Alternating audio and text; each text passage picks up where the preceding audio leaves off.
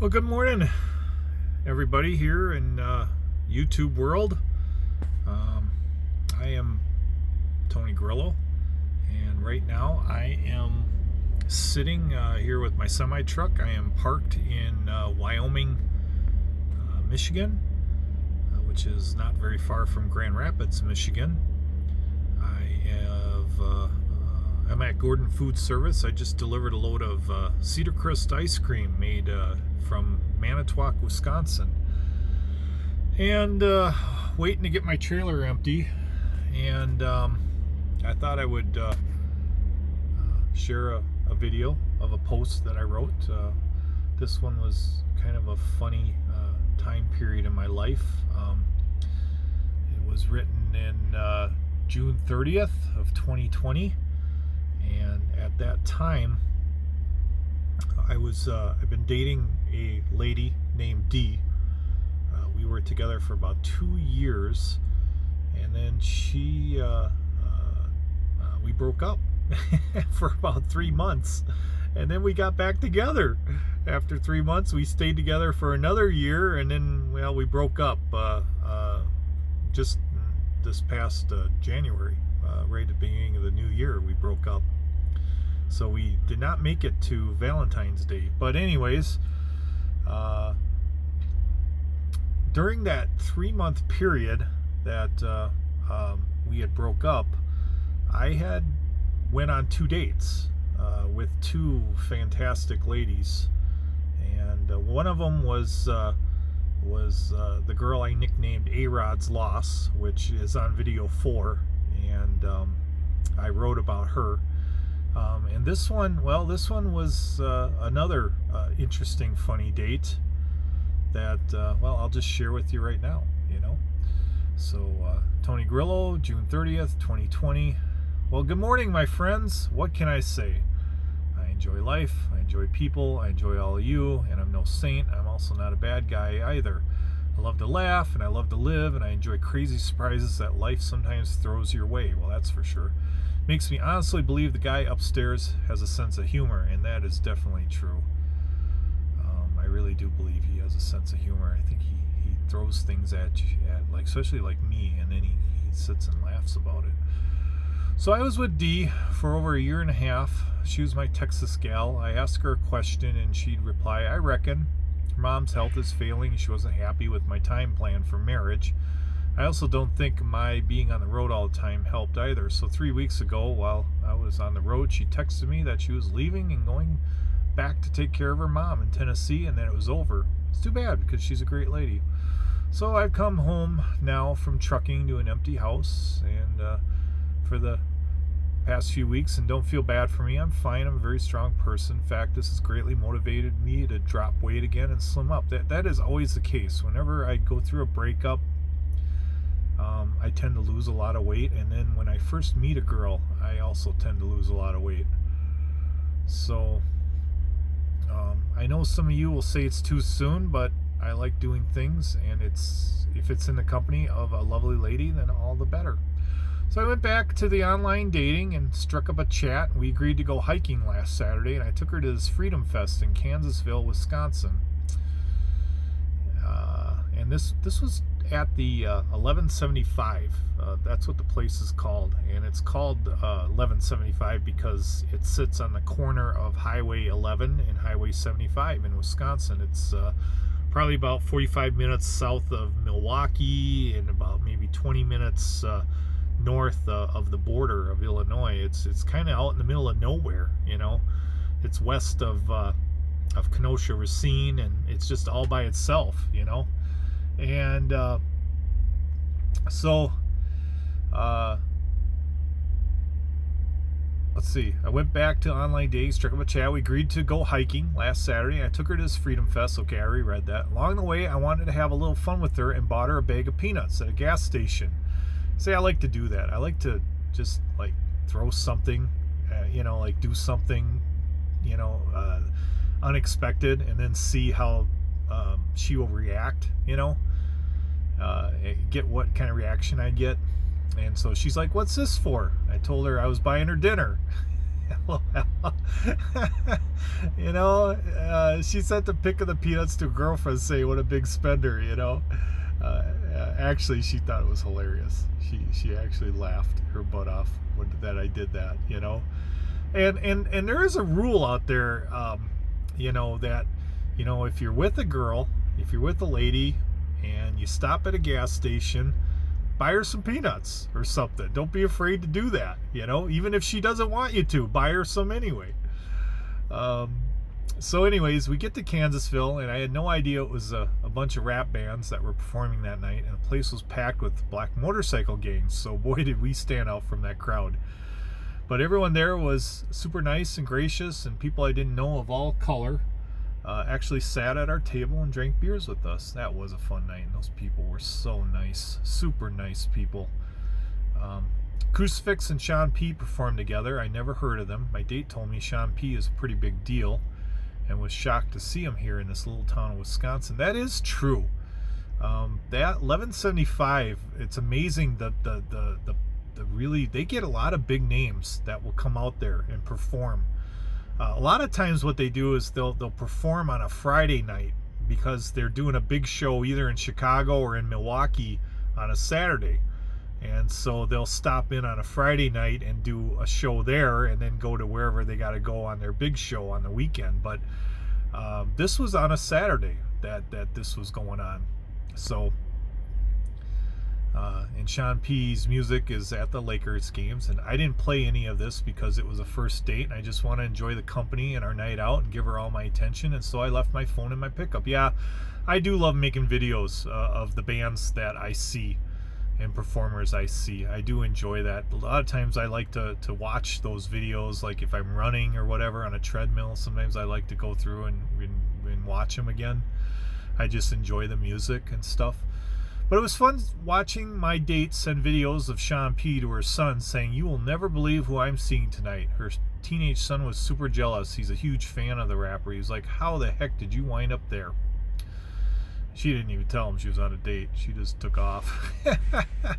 So there was a Louisiana rapper named Big Poe that sang about getting stuck in the muddy waters of the bayou, and I bought his t-shirt for my date, and she was like, "You just want to talk to that pretty girl." Well, the pretty girl was Big Poe's girlfriend.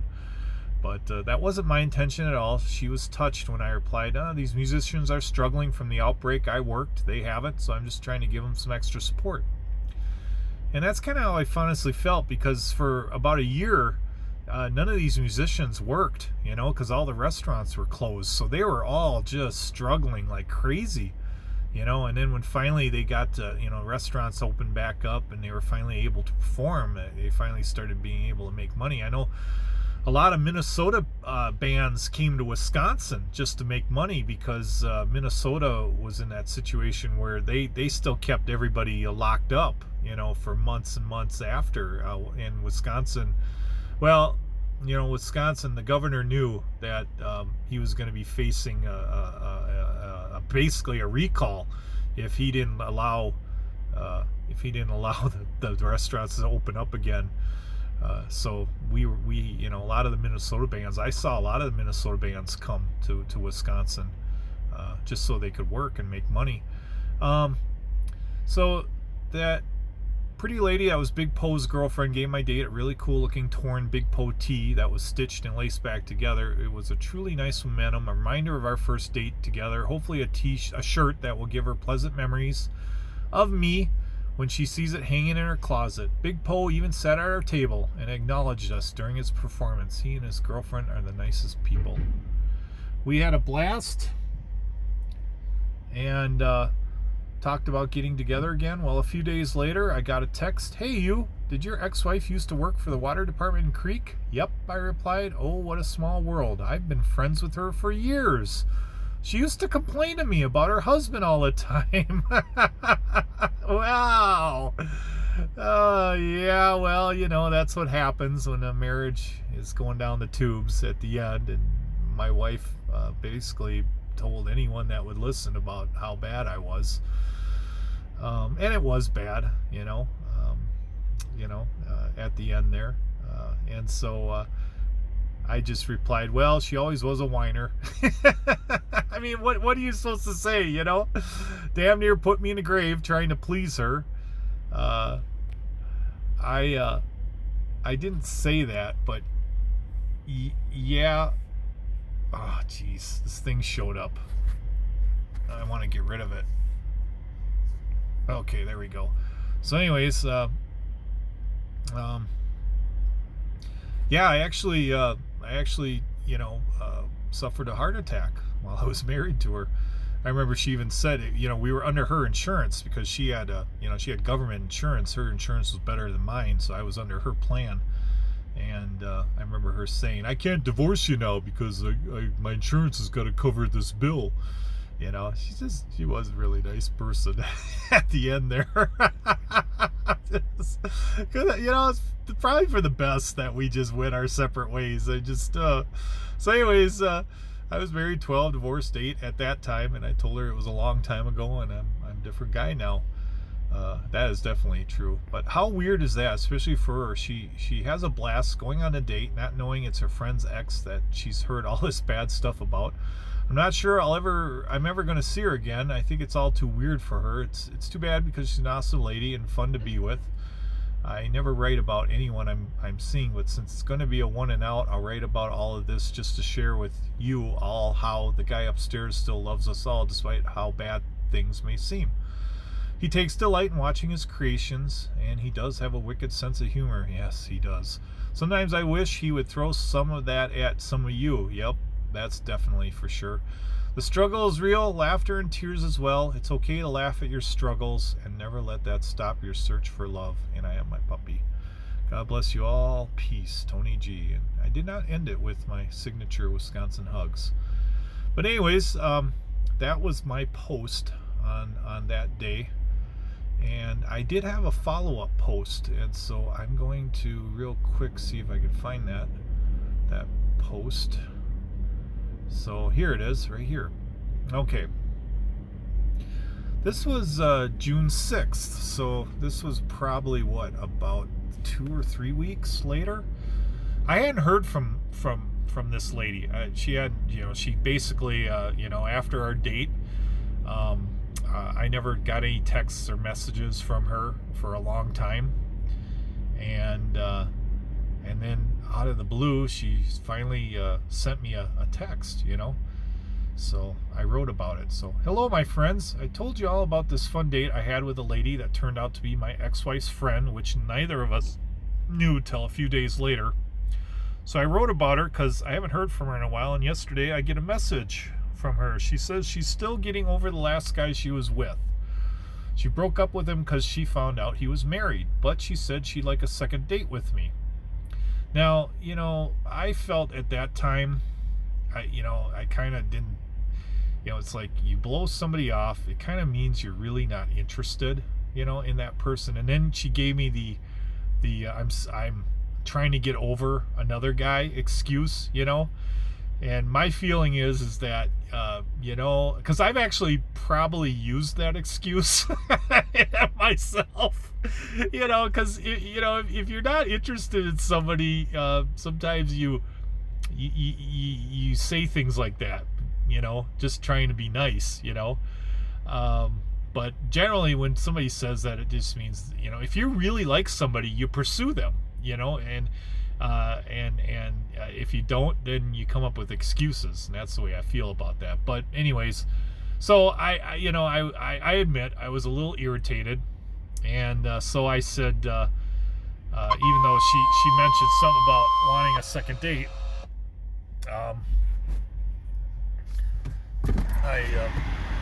thank you. And so I replied, "Oh, hey." Because I didn't want to do a second date, I said, "Oh, hey, didn't I tell you I'm married?" And that's that sense of humor of mine. Sometimes I say things maybe I shouldn't say. I just blurted it out. I couldn't help myself. It just came out. And I guess she didn't like my joke. I haven't heard from her anymore. This is why I'm single. So. Happy Monday. Every day above the ground is a blessing. So that was that post on that day. And that's you know, it is funny because after that, some time had passed, and I did become Facebook friends with her. We never did go on a second date, but she did send me a text, and she did say, you know, I'm really sorry. I wanted to apologize to you about, you know, about how I conducted myself during that, you know, during that date with you, or afterwards, what happened after. And I just told her, I said straight out, don't worry about it. You know, I said I had a great time. You know, we had fun. You know, that's what, you know, and you know, and plus I love a great story, and what a great story we had together. You know, you were, you know, friends with my ex-wife. Neither of us knew about that when we went out. So I said, you know, and I thought that was really nice of her, really sweet of her to do that. She did apologize, and so anyways, that is it for me for this post. I guess I gotta say what they all say on YouTube world. You know, please subscribe to my channel. Please give this video a like, and I hope you enjoy my stories. And I love all of you, and I wish you all the best. Especially all you single people out there. I hope you know, you enjoy my stories as well. I'm sure you've got a million of them yourself, and so anyways, you take care. Wisconsin hugs. I'm out of here. Bye.